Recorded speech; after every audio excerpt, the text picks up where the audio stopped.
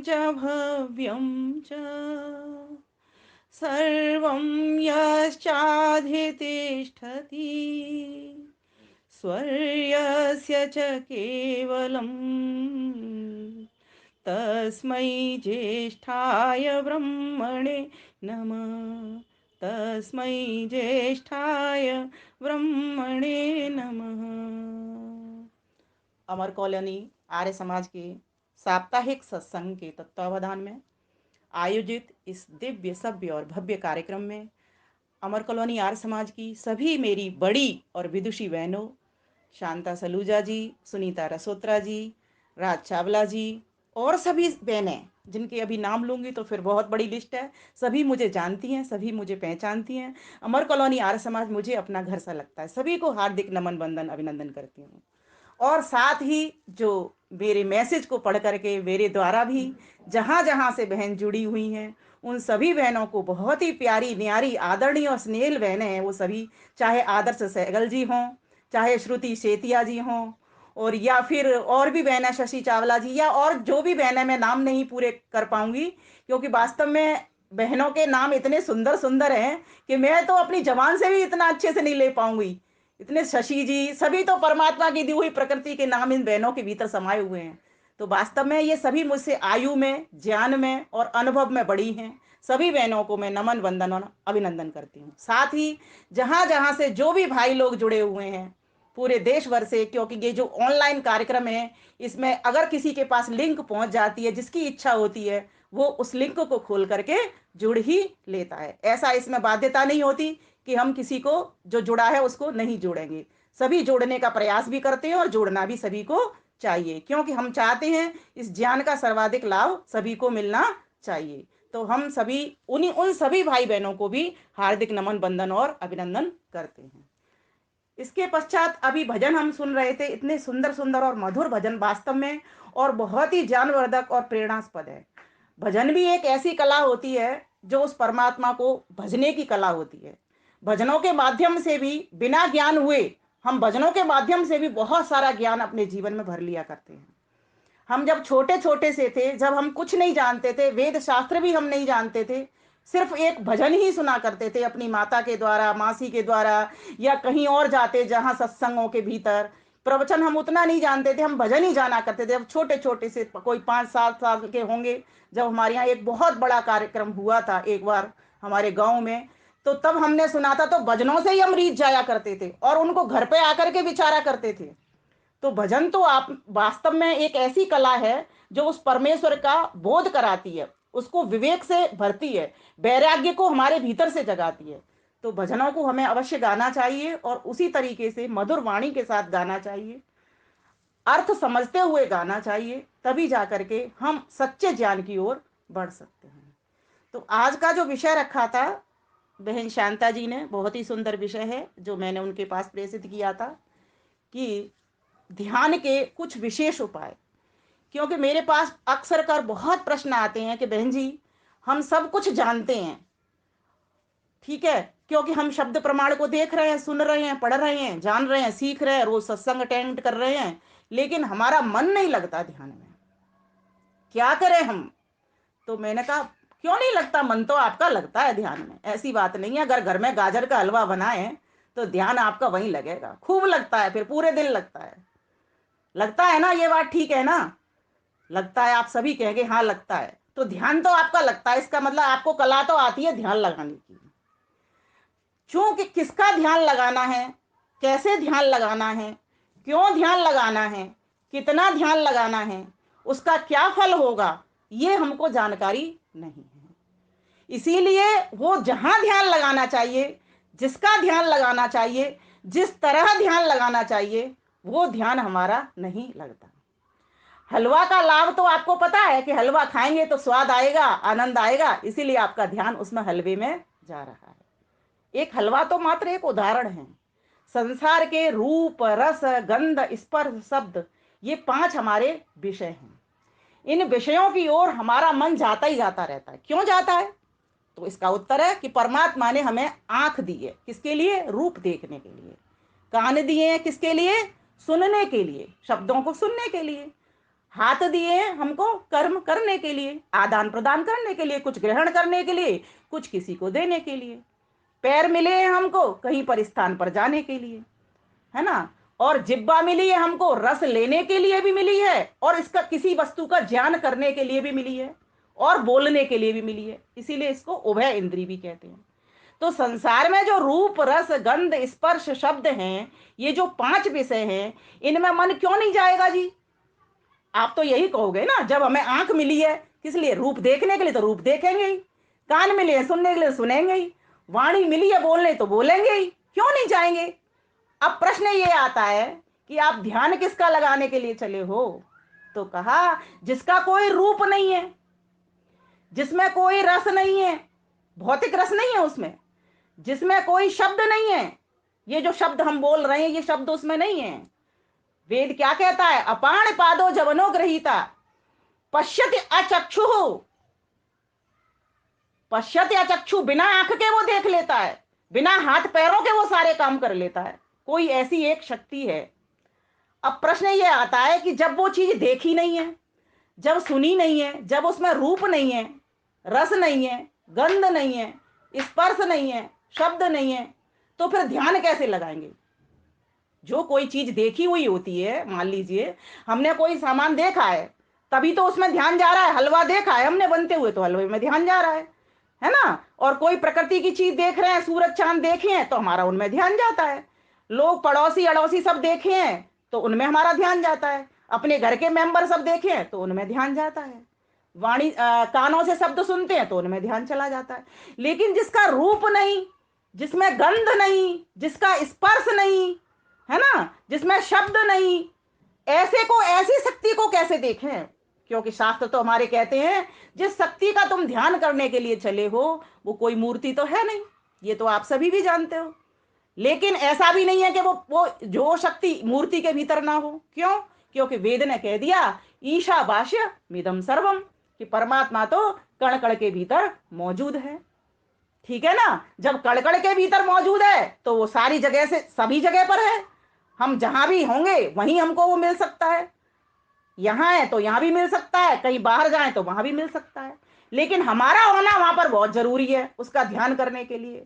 अब प्रश्न क्या बनता है कि जब हम ध्यान करने के लिए बैठते हैं, जिसको हमने देखा नहीं है उसको कैसे ध्यान में लाएंगे? सबसे पहले समझना होगा ध्यान है क्या। तो ध्यान एक खोज है। अब आप प्रश्न फिर आप हमसे पूछेंगे कि जब ध्यान खोज है, तो हम उसको खोजे कैसे जिसको देखा नहीं, जिसको सुना नहीं, जिसको सूंघा नहीं? तो उसको कैसे खोजें? तो इसका उत्तर निकल करके आता है। एक बालक है छोटा, उसने सफेद रंग की जूते पहने हुए हैं, नीले रंग की शर्ट पहनी हुई है, लाल रंग की उसने कैप लगाई हुई है। वह बालक आपका खो गया आपसे, ठीक है। आपको नहीं पता था, ठीक है, उसकी माँ को पता था जिसने उस बच्चे को ये ड्रेस पहनाई थी। घर वाले और मेंबर को किसी को नहीं पता था। लेकिन उस बालक की माँ ने उस घर के मेंबरों को बता दिया कि बालक ऐसा है और वो खो गया है। तो सारे घर के लोग उस आधार पर उसको खोजने के लिए चल दिए। किस आधार पर? कि उसने सफेद जूते पहने हैं, है ना, लाल शर्ट पहनी है, नीली कैप लगाई हुई, या जो भी जैसा रंग का उसने बाना पहना है, वो उसने घरवाली ने, उसकी माता ने बता दिया कि मेरे बालक ने ऐसा वेशभूषा उसकी है। अब खोजने में आसानी होगी या कि नहीं होगी? होगी ना। उसी प्रकार से हमें हमारे ऋषियों ने, किन ऋषियों ने? 4 ऋषियों ने वेद का ज्ञान दे दिया। उसमें उसने बता दिया कि ईश्वर कैसा है, ठीक है, उसके चिन्ह बता दिए कि ईश्वर निराकार है, उसका आकार नहीं है। अब प्रश्न ये होता है, उठता है आपके मन के भीतर उठेगा कि जब वो निराकार है, उसका आकार नहीं है, तो उसको देखें कैसे हम उसको? तो उसका उत्तर मैं बताती हूं आपको बड़े ही सरल ढंग से। उसका उत्तर ये होगा कि ये जो संसार है ये कैसा है? आकार वाला। इसको क्या बोलते हैं? साकार। इसका आकार दिख रहा है ना सब चीजों का। ये लंबा है, कितना चौड़ा है ना, कितना ऊंचा है, कितना छोटा है, कितना नाटा है, कितना मोटा है, कितना पतला है। हर चीज का रूप रंग आकार प्रकार है। लेकिन उस शक्ति का है नहीं। तो वो जो शक्ति है जिसको तुम खोजने के लिए चले हो, तो क्या करोगे? आप इस साकार के भीतर ही, जो कि उपनिषद का ऋषि कहता है अड़ोर अड़ियान महोर महियान, जो सूक्ष्म से भी सूक्ष्म है और बड़े से भी बड़ा है, और इतना सूक्ष्म है कि वो आपके आत्मा के भीतर भी है। कितना सूक्ष्म है कि वो हमारी आत्मा की, सबकी आत्मा के भीतर भी वो रहता है। जब वो इतना सूक्ष्म है तो वो हर जगह पर है। तब आप क्या करोगे? जब आंख बंद करोगे तो सारे संसार के सामान का विलय कर दोगे। आप उसको खोज रहे हो, जैसे आप बालक को सभी लोग खोज रहे हैं कि वो ऐसी ड्रेस पहना हुआ है, तो कहां नजर दौड़ा रहे हैं? सब जगह नजर दौड़ा रहे हैं, लेकिन ध्यान में कौन बना हुआ है? ध्यान में वो बालक बना हुआ है जो उसकी मां ने तैयार करके जिन वस्त्रों से भेजा था। तो सभी लोग किस रंग को देख रहे हैं? जिस रंग के उसने वस्त्र पहने थे। अब यहां परमात्मा को किस तरह से देखना है? यहां परमात्मा को देखने के लिए संसार के भीतर ही जहां भी जाते हो, चलते हो, उठते हो, बैठते हो, व्यवहार करते हो, आप जहां भी हो, आप वहीं पर उसको किस तरह से खोजेंगे? मैं आपको बहुत ही सरल तरीका बता देती हूँ। ध्यान तो बहुत ही आसान विधि है कि आप एक स्थान पर बैठे हो, ठीक है, लेकिन मैं तो कहती हूँ चलते पर फिरते, रसोई का काम करते हुए, टॉयलेट में जाते हुए, बाथरूम का काम करते हुए, घर में किसी को सर्विस करते हुए भी आप हर वक्त उसको मन में बसा के रख सकते हो। कैसे रख सकते हो? ये तरीका बताती हूँ आपको। आपने ये देख लिया कि सभी वस्तुओं के भीतर वो ईश्वर है और उसका कोई आकार नहीं है, ठीक है। पहला गुण तो यही दिमाग के भीतर लाना है। जब आप ध्यान करने के लिए बैठोगे, सब प्रथम एक छोटी सी प्रार्थना उठाओगे। जैसे आपने एक मंत्र बोला ओम, मात्र एक छोटा सा शब्द मंत्र का ओम। अब ओम का सर्वप्रथम हमको क्या है, उच्चारण के साथ साथ हमको उसका अर्थ पता होना चाहिए। ओम का अर्थ होता है, एक सादा अर्थ जो होता है, अर्थ तो उसका बहुत व्यापक है और बहुत सारे, एक अर्थ में से अनेकानेक अर्थ खुलते चले जाएंगे। सत्यात प्रकाश आप पढ़ लेना, 19 अर्थ उसमें लिखे हुए हैं। वो अलग विषय दूसरा चला जाएगा, क्योंकि मेरे पास 30 मिनट है और मैं 30 मिनट में भी वो विशेष उपाय आपको बताना चाहती हूँ कि जिन विशेष उपायों से आपका ध्यान कितनी जल्दी लग जाएगा। फिर आप क्या करोगे? वो जो आपको निराकार परमेश्वर की बात बताई कि उसका आकार नहीं है, तो अब आप किसी आकार को नहीं देखोगे। आप क्या करोगे? ये सभी आकारों के भीतर जितने भी आकार हैं, इन सबके भीतर वो निराकार शक्ति विद्यमान है।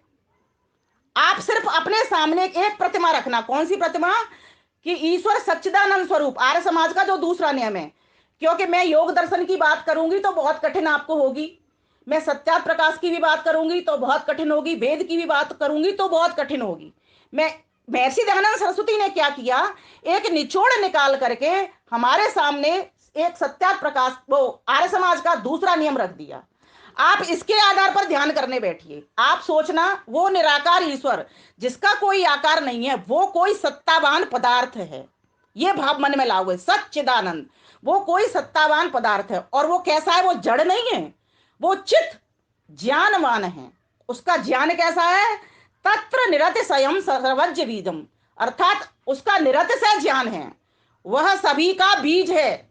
जितने भी ज्ञानी हैं, जितने भी योगी हैं, जितने भी मुनि हैं, जितने भी ध्यानी हैं, उन सबका आधार वही ज्ञानवान, जिसका के कोई आकार नहीं है, ऐसा कोई सत्तावान पदार्थ है जो समस्त संसार के भीतर विद्यमान है। अब आपके भीतर संसार नहीं है, अब आपके भीतर वह खोज है जो आप खोज रहे हो। होता क्या है, हम ध्यान करने बैठ जाते हैं, हमको नहीं पता उसको कैसे खोजना है। बालक को जब हम खोजने के लिए जाते हैं, अगर हमें कोई ड्रेस ना बताए, उसने ऐसी पहनी है किसी बाहर वाले व्यक्ति को, माँ उसकी ना बताए, तो खोज पाओगे? नहीं खोज पाओगे। महर्षियों ने हमारा 50% काम कर दिया है। हमें वेद का ज्ञान दे करके परमात्मा ने हमारा 50% काम हल कर दिया है, बाकी का हमें स्वतंत्र छोड़ दिया है कि अब तुम इसमें से चाहो जितना ज्ञान भर लो। अब हमारा क्या काम है? जैसे ईश्वर सच्चिदानंद, ईश्वर सत्य है, उसकी सत्ता है। सत्य का अर्थ होता है जिसका तीनों कालों में बाध नहीं होता, जो पहले भी था। हम मंत्र बोलते हैं ना, हिरण्य गर्भ समवर्तताग्रे भूतस्य जाता पति एक आसीत, जो पहले भी था, आज भी है और आगे भी रहेगा। ऐसा परम पिता परमेश्वर जिसकी सत्ता है और जो ज्ञानवान सत्ता है, वो कैसा है? आनंद से भरपूर है। मैं उसकी गोद में बैठा हुआ हूं, मैं उसका पुत्र हूं, है ना। जैसे माता पिता की गोद में बालक बैठ जाए और सोचो शेर भी उसके सामने आ जाए तो बालक निर्भय हो जाता है, कोई डर नहीं लगता, उसको पता है मेरी माँ मुझे बचा लेगी, मेरी माँ मेरे साथ बैठी हुई है, मेरी माँ रक्षक बन करके मेरी रक्षा कर रही है, मेरी माँ ने मुझे आंचल में छुपाया हुआ है, मेरी माँ इस वक्त मुझे दुग्धपान करा रही है, इसीलिए किसी भी शक्ति को मेरे साथ नहीं आने देगी। जब आप ध्यान करने बैठोगे तो इस तरह से बोध करना उस परमेश्वर का कि परमेश्वर सर्वरक्षक है। प्राची में, दक्षिणा में, ध्रुवा में, ऊर्ध्वा में, प्रतीची में, उदीची में, आपकी 6 दिशाओं के भीतर एक कवच बन करके आपको अपनी गोद के भीतर उसने बिठाया रखा है। महर्षि दयानंद सरस्वती ने जो संध्या बनाई उसके पीछे का भाव क्या था? यही तो भाव था कि लोग परिक्रमा लगाएंगे मंदिरों की, लेकिन मन की परिक्रमा नहीं लगाएंगे, जिस मन के द्वारा उस परमेश्वर का बोध होता है। तो हम अगर अपने घर को, इस शरीर को, पिंड को मंदिर बना लें, मन को वो साधन बना लें देखने का, ठीक है, मन हमारा साधन है, बहुत अच्छा साधन है जड़। ध्यान देना, इसका कंट्रोल आपके ऊपर नहीं होना चाहिए, इसके ऊपर आपका कंट्रोल होना चाहिए। ये मन आपका सेवक है। इन सब चीजों को समझना होगा ध्यान से पहले कि मैं इस मन को अब परमात्मा में ही टिकाऊंगा। मैं इस मन को अब प्रकृति की ओर नहीं ले जाऊंगा। मैं इस प्रकृति में जो साकार रूप में दिखाई दे रही है, इसमें मैं उस निराकार परमात्मा को देख रहा हूं, उसको खोज रहा हूं। किस तरह से वो हर चीज के भीतर विद्यमान है, किस तरह से वो एक रस होकर के विचर रहा है, किस तरीके से उसकी स्थिति बनी हुई है। हे परमात्मा देव, मेरी ऐसी इस प्रकार की स्थिति आप बना देना। बस इतना सा करना है आपने। आपका ध्यान यकीन न मानोगे, लेकिन उससे पहले क्या करना होगा? उससे पहले यह करना होगा, आप निश्चिंत होकर के बैठिए। होता क्या है, हम एक गलती कर देते हैं कि हमारा कोई घर का काम पड़ा हुआ है, उसको बिना किए बैठ जाते हैं। फिर बीच में कोई बच्चा आया या पति आया या कोई और भी मेंबर आया कुछ डिस्टर्ब करने के लिए, वो कुछ मांगने लगा। आप सबसे पहले सारे काम निवृत्त होकर के ध्यान करने के लिए बैठिए। कोई बात नहीं, आपका 4 से 6 बजे का टाइम है, उसमें से कोई बात नहीं, आज हम 6:30 कर लेंगे, लेकिन करेंगे हम ध्यान को ध्यान पूर्वक। ध्यान देना, ध्यान को ध्यान पूर्वक करेंगे। और ध्यान में ज्ञान का बना रहना बहुत जरूरी है। एक प्रश्न मेरे पास और आता है, कई लोग कहते हैं ध्यान में तो शून्य हो जाने का नाम है। मैंने कहा ना, किसने बताया? हमारे तो शास्त्र कहते हैं प्रत्यय एकता नता ध्यानम। प्रत्यय कहते हैं ज्ञान को, ज्ञान का निरंतर ध्यान में बने रहना। खोज क्या है? खोज में उस ज्ञान को ही तो बना के रखना है कि ईश्वर का गुण कैसा है, ईश्वर का कर्म कैसा है, ईश्वर का स्वभाव कैसा है, उसी को तो ध्यान में निरंतर बना के रखना है। इसीलिए कभी ये मत समझना कि ध्यान में व्यक्ति शून्य होता है। ध्यान में उस परमात्मा से जुड़ता है, अर्थात प्रकृति से हट जाता है। तो जो रूप है, रंग है, रस है, गंध है, शब्द है, जिससे ये संसार बना हुआ है, इन 5 तन्मात्र, देखो, इनको 5 विषय भी बोलते हैं, इनको 5 तन्मात्राएं भी बोलते हैं, इनको 5 सूक्ष्म भूत भी बोलते हैं। परमात्मा ने पहले यही बनाए, इसके बाद स्थूल भूत बनाए, अर्थात पृथ्वी, अग्नि, जल, वायु, आकाश। धीरे धीरे करके क्रमशः सृष्टि परमात्मा ने बनाई। सर्वप्रथम क्या बनाया परमात्मा ने? सर्वप्रथम एक प्रकृति थी जिसको परमात्मा नहीं बनाता। ध्यान देना, बीज को परमात्मा नहीं बनाता, बीज से परमात्मा संसार को बनाता है। बीज अनादि है, ईश्वर अनादि है और जीवात्मा अनादि है। ये तीन ना कभी बनते हैं, ना कभी इन तीनों का नाश होता है।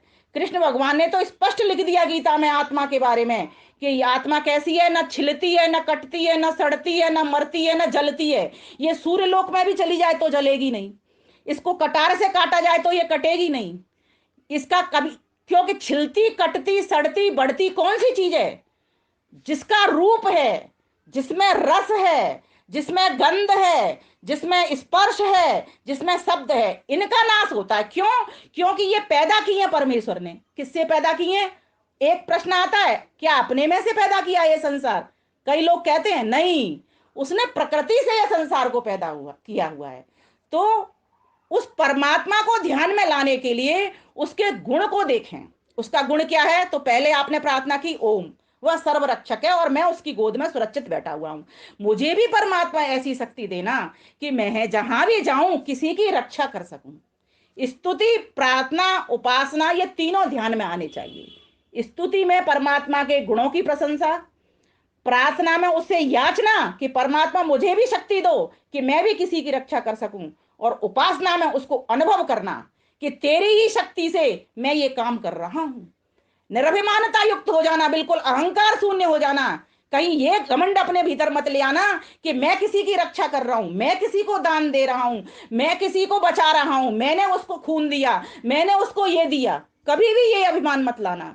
आज हमारा ध्यान क्यों नहीं लग रहा? बहुत सारे बिंदु मेरे पास है। आज हमारे जीवन में सत्यता नहीं है। ध्यान देना, हम बात बात पर झूठ बोलते हैं। जब झूठ बोलते हैं तो जब ध्यान करने बैठते हैं तो हमारी बात में कौन सा बंधन आता है जिससे किसी से हम झूठ बोल करके आए हैं? क्यों? क्योंकि दिमाग में योजना चल रही होती है उस झूठ को छुपाने के लिए दूसरे झूठ की।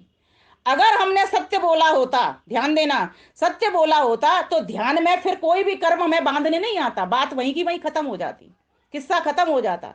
तो कहा कि जीवन हमारा कैसा होना चाहिए, जब ध्यान में बैठने से पहले की जो तैयारी है वो हमारी ठीक नहीं है। ये विशेष उपाय है कि जीवन हमारा सत्य में हो। सत्य बोलें, सत्य ही जानें, सत्य ही पढ़ें, सत्य ही सुने, सत्य को ही जीवन में धारण करें, तब जाकर के ध्यान टिकेगा। क्योंकि ध्यान में व्यक्ति का मन अगर संसार की चीजों में ही लगा रहा, मिथ्या दम्भ में ही लगा रहा, राग द्वेष में ही लगा रहा, तो ध्यान में वो सारे संस्कार आएंगे। क्योंकि चित्त का स्वभाव है चित्र खींचना। चित्त क्या करता है, ये मन क्या करता है, चित्र खींच लेता है फौरन। और जब आप सत्य बोलोगे तो कोई चित्र खींचेगा ही नहीं, आप बंधन में आओगे ही नहीं। और ये जो बंधन वाला कर्म है वो क्या कर देता है, फिर बंधन में घुमाता रहता है। आप बार बार योजना बनाओगे, सोचोगे कि मुझे अब ऐसे बोलना है, उसको ऐसे बोलना है। तो जीवन हमारा सर्वप्रथम ध्यान से पूर्व की तैयारी है। एक दिन का संकल्प लीजिए, आज मैं पूरे दिन भर में सत्य ही बोलूंगा, सत्य ही जानूंगा, सत्य ही पढ़ूंगा, सत्य ही मानूंगा। ध्यान देना, आप मेरा चेहरा याद कर लेना, आपका ध्यान में मन लग जाएगा, पक्की बात है। ध्यान में इसलिए मन नहीं लगता कि हमारा जीवन अहिंसक नहीं है, अन्यायकारी है, अन्याय करता है। अहिंसा का अर्थ होता है कि न्याय युक्त कर्म करना। अहिंसा का अर्थ ये नहीं होता कि किसी को नहीं मारना, सिर्फ मन वचन और कर्म से पूर्ण हिंसा करना, अर्थात सभी के प्रति न्याय करना। और न्याय कैसे होगा? अगर कोई गलत व्यक्ति है तो उसको सजा देनी ही पड़ेगी, ये भी एक अहिंसा है, ध्यान रखना। और अच्छा व्यक्ति है उसको शाबाशी देनी ही पड़ेगी, उसकी प्रशंसा करनी ही पड़ेगी। अगर आप नहीं करते हो तो भी पाप के भागी हो जाते हो, ध्यान देना। इसीलिए अगर जिस व्यक्ति का जीवन सत्य में है, अहिंसा से भरा हुआ है, ऐसा व्यक्ति ही प्रभु का ध्यान लगा सकता है। और ये हमारे जीवन में नहीं होता। माला कितनी भी रट लेना, कोई लाभ नहीं होने वाला। आप संकल्प करिए कि मैं एक एक दिन के संकल्प से अपनी उन्नति करूंगा, करूंगी। मैं आज संकल्प लेती हूं कि आज मुझे जब तक मैं सोऊंगी तब तक कोई भी झूठ नहीं बोलूंगी, किसी भी प्रकार से अपना बचाने का प्रयास इस मिथ्यावाद के कारण नहीं करूंगी। कोई बात नहीं, घर में कोई सामान टूट गया फूट गया, मुझसे हो गया जी, क्या बात है, थोड़ी देर कोई कहेगा कह लेगा, बात खत्म हो जाती है। आप बंधन में तो नहीं आओगे। और बंधन में आते के साथ ही आपका ध्यान रफू चक्कर, इसीलिए आपका ध्यान में मन नहीं लगता। दूसरी बात, अब हमारे जीवन में अस्तित्व भी होना बहुत जरूरी है।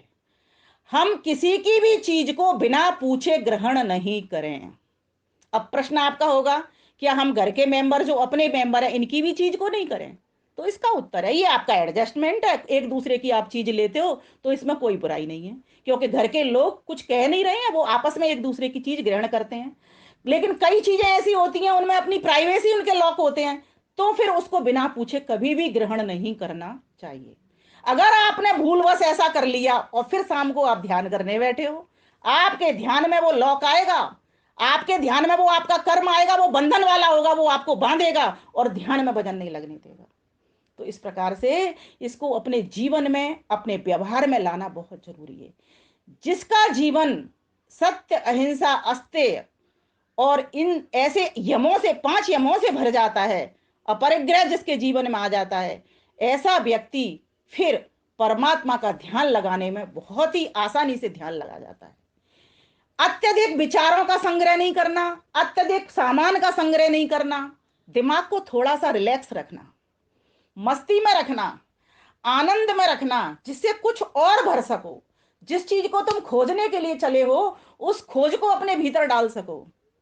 होता क्या है, जब पहले से ही ट्रंक भरा हुआ है, आप लगे उसमें कपड़े और ठूसने, सूटकेस फटेंगे ना। मैं देखती हूँ बहुत लोग क्या करते हैं, कपड़े पे कपड़े प्रेस करे हुए कपड़े ठूसते चले जाते हैं, एक के ऊपर एक के, आते नहीं है, उसमें चटकनी लगती नहीं है, जबरदस्ती बैठ बैठ करके उसकी चटकनी लगाई जाती है। फिर जब कहीं दूसरे से विवाह शादी करके आते हैं, फिर उसमें जब खुल जाते हैं कपड़े, फिर ठूस ठूस के भर भर के लाते हैं, वो सूटकेस ही टूट जाता है। अब आप उम्मीद कर सकते हो उसमें कोई चीज आएगी? ठीक उसी प्रकार से ये मन भी हमारा सूटकेस है। अगर आपने पहले से ये संसार का अर्थात अपना पूरा घर कूड़े कबाड़े से भर लिया, तो आपका ध्यान मन में आपका मन ध्यान में लगेगा? नहीं लगेगा।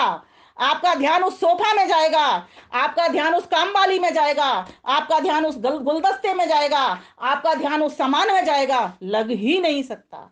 जितने सामान की तुमको आवश्यकता है उतना सीमित सामान रखिए। अधिक सामान जहां जहां मैं अपने ऊपर अनुभव करती हूँ, प्रैक्टिकल करती हूँ, जितना जितना सामान हमारे घर में बढ़ता जाता है उतनी उतनी उसकी सफाई, मेंटेनेंस, उसका खर्चा बढ़ता जाता है। फिर ध्यान भगवान की तरफ से हट करके इस संसार के कामों में ही अधिक लगता चला जाता है। अगर आप सही मायने में ध्यान करने चले हो, आप कहते हो ना मेरा ध्यान नहीं लगता, मैंने कहा लगता है, लेकिन उस काम में लगता है जो संसार की चीजें हैं। रूप में लगता है, रस में लगता है, गंध में लगता है, स्पर्श में लगता है, शब्द में लगता है। लेकिन जिसमें जिसमें ये चीज है ही नहीं उसमें तो कभी लगता ही नहीं और लग ही नहीं सकता, क्योंकि आपने अपने घर को खाली किया ही नहीं है। ना तो आपने इस पिंड के घर को खाली किया और ना आपने इस जो बने हुआ घर मिला है आपको रहने के लिए, छत मिली है, इसको खाली किया। ट्रंक की ट्रंक भरे पड़े हैं, गरीब लोग बेचारे निर्वस्त्र घूम रहे हैं, भरी पेटियां पड़ी हुई हैं, लेकिन चार पैसे हमारे लिए दान के हमारे पास से नहीं निकलते हैं। आपका मन लगेगा? आपका मन तो सारा की सारा उस धन में लगा है, उस धन को जोड़ने में लगा हुआ है, उन वस्त्रों को जोड़ने में लगा है। बार बार आप खोलते हो उस ट्रंक को, खुश हो लेते हो, लेकिन ये क्या, 10 साल के बाद साड़ी निकाली, अरे ये तो फटने लगी, इसमें क्या हो गया, ये अपने आप रखी रखी। भगवान की ऐसी व्यवस्था है, ज्यादा या तो तुम उसको उपयोग कर लो, उपभोग कर लो, या किसी को वितरण कर लो। अगर आप उस चीज का न तो उपयोग करते न वितरण करते, तो परमात्मा क्या करता है, उसका नाश कर देता है। आपने देखा होगा साड़ियां रखी रहती है ट्रंकों में, रखी रखी क्या हो गया उनमें, क्योंकि आपने खुद पहनी नहीं, दूसरे को पहनने दिया नहीं, तो क्या होगा, परमात्मा की व्यवस्था है, परमात्मा अपने आप उसको साफ कर देता है। तो कहने का भाव यहां पर है कि आपका ध्यान क्यों नहीं लगता? ना तो आपको ये जो सामाजिक जीवन की बात है यम की है वो आती, और न व्यक्तिगत आपके भीतर शुद्धि है। शुद्धि में आप हो ही नहीं। शुद्धि का फल कितना सुंदर बताया गया है। जो व्यक्ति शुद्ध हो जाता है फिर अशुद्ध चीजों से उसको हेट हो जाती है, घृणा हो जाती है। वो ये सोचता है अरे ये तो मेरे संग जानी नहीं, ये तो अनित्य चीजें हैं, ये आज हैं कल नहीं रहेंगी। सभी चीजों को इस तरीके से देखता है, सब चीजों में दुख मिला हुआ देखता है। जिस व्यक्ति के भीतर शुद्धि आती, ये शुद्धि आती कैसे है?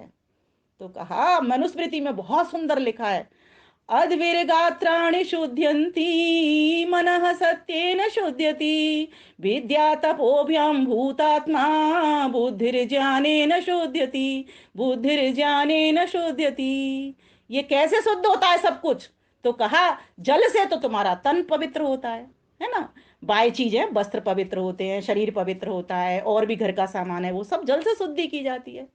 अद्विर्गात्रण शुद्धति मना सत्य न शुद्धति, और सत्य बोलने से तुम्हारा मन शुद्ध हो जाता है। इसीलिए सत्य बोलने पर मैं बार बार जोर दे रही हूं, और हमारे शास्त्र भी बार बार जोर देते हैं। अगर तुम चाहते हो कि ध्यान में मन लगे, देखो किसी से भी तुम मिलने चले हो, अगर तुम्हारा वैसा स्वभाव नहीं है तो वो व्यक्ति आपसे मिलेगा ढंग से? नहीं मिलेगा। सरल व्यक्ति से सरल व्यक्ति ही मिलना चाहता है। परमात्मा कैसा है? परमात्मा सत्य स्वरूप है, वो किससे मिलेगा? दो जल जब एक जैसे होते हैं तो कितने आसानी से मिल जाते हैं वो। अगर एक तरफ से पत्थर जाए, एक तरफ से जल हो, तो जल और पत्थर अलग अलग दिखेंगे ना। लेकिन दो जल जब मिल जाते हैं तो एक साथ पता ही नहीं चलता कौन सा जल कहां से आया, कौन सा जल कहां से आया।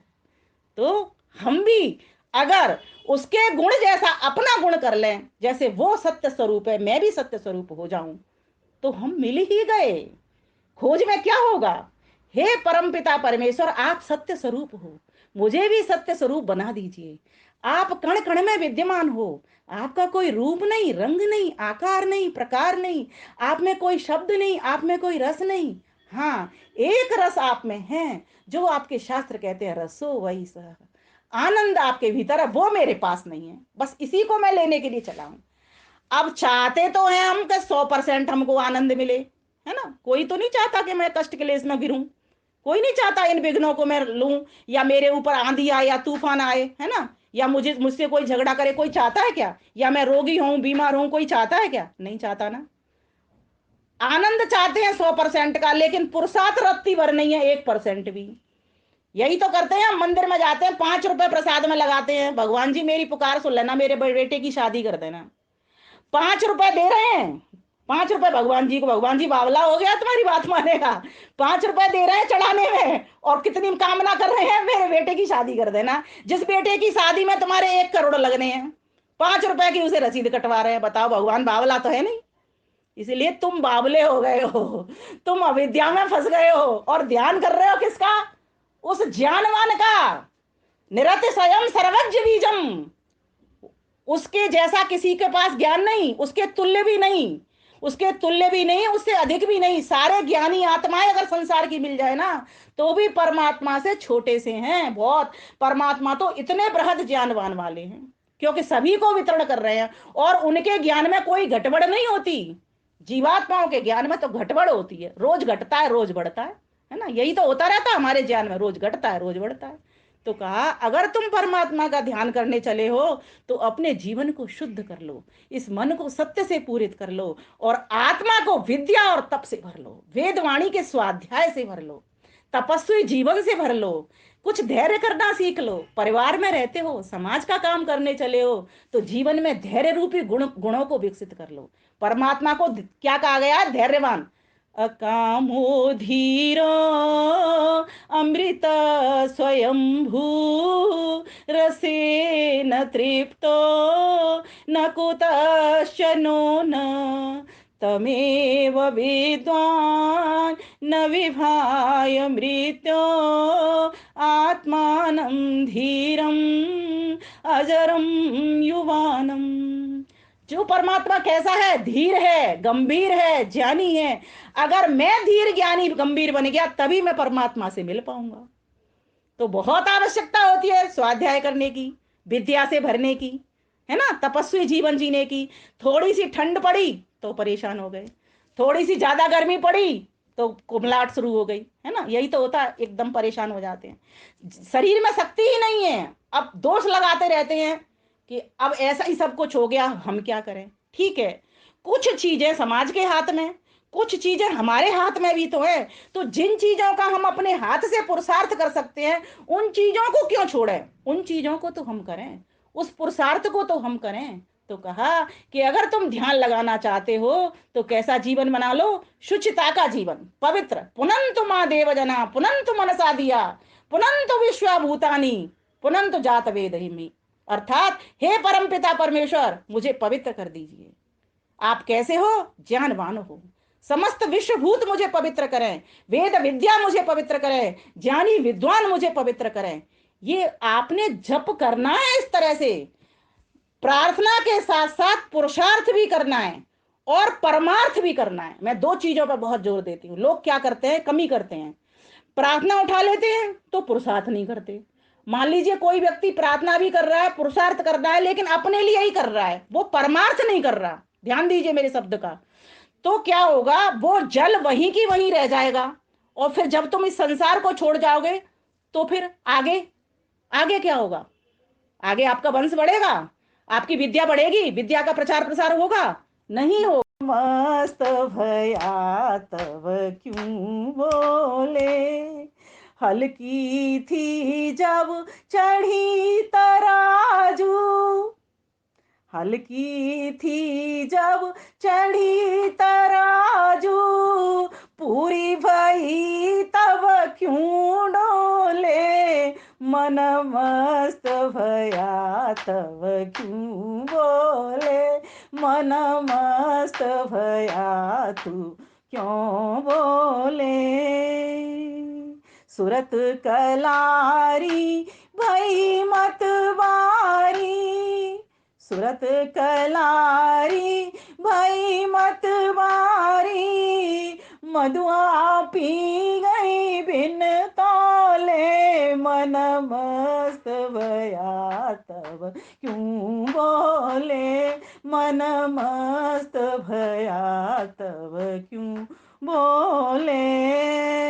मान सरोवर हंसा पायो, मान सरोवर हंसा पायो, ताल तलैया क्यों डोले, मन मस्त भयो तब क्यों बोले, मन मस्त भयो तब क्यों बोले। हीरा पायो गांठ गरमायो, बार बार बाकू क्यों खोले। मन मस्त भयो तब क्यों बोले, मन मस्त भयो तब क्यों बोले। तेरा साहेब तेरे भीतर, तेरा साहिब तेरे भीतर, बाहर नैना क्यों खोले। मन मस्त भयो तब क्यों बोले, मन मस्त भयो तब क्यों बोले। कहता कबीर सुनो भाई साधो, कबीरदास जी कहते हैं, कहता कबीर सुनो भाई साधो, साहेब मिल गयो तिलोले। मन मस्त भयो तब क्यों बोले, मन मस्त भयो तब क्यों बोले, मन मस्त भयो तब क्यों बोले। प्यारे भाइयों बहनों, हमें अपनी गति यहाँ तक पहुँचानी है। आप सभी का धन्यवाद करती हूँ। नमस्ते। बहुत बहुत धन्यवाद सभी का धैर्य से सुनने के लिए। नमस्ते।